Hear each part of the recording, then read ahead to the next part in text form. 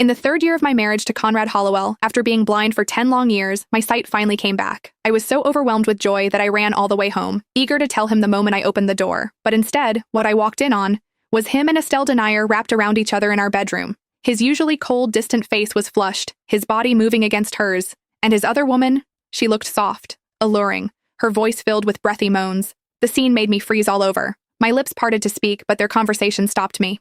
"Conrad," Estelle said with fake worry, "when are you planning to stop Ophelia's meds? The doctor said that if this continues for another month, she might go permanently blind." Conrad pinched her waist, his tone emotionless. "Her going blind is perfect. That way she'll never find out about us. I've already taken almost everything from her family. Aside from making perfume for me, she's useless."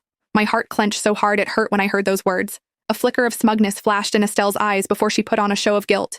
"Still, I was the one who hit her mother with my car back then. We should at least leave Ophelia something. Think of it as my apology."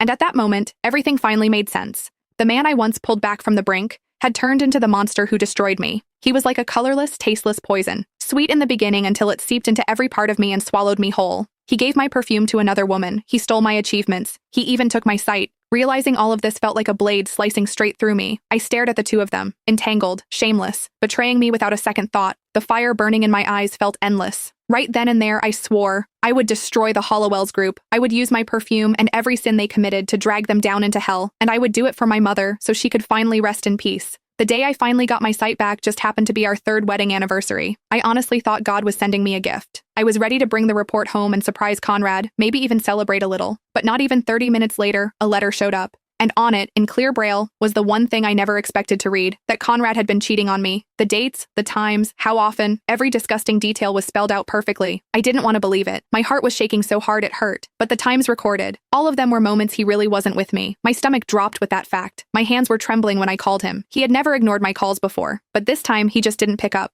That's when the panic hit. I called him over and over, more than 10 times, and he didn't answer once. And then my phone suddenly popped up a notification from the weight tracker. "Your current weight is 3 kilograms more than your previous measurement. Rapid weight gain can damage your health. Please pay attention." The moment I saw it, everything inside me just collapsed. There was a woman in my bedroom, standing on my scale. I snapped. I grabbed a taxi straight home. The second I set foot inside the villa, I heard it. Her breathy little moans floating down from upstairs, mixed with a man's low voice. I didn't even need to see. I knew that voice. After more than 10 years, his voice was burned into my bones. I just never thought he would sleep with another woman. I wanted to storm upstairs and scream at him, but then I heard them talking. "Conrad, if I hadn't run over Ophelia's mother back then, you wouldn't have had to marry her just for a letter of forgiveness. And all these years, just to keep her clueless, you even messed with her eye medication. You've suffered so much because of me."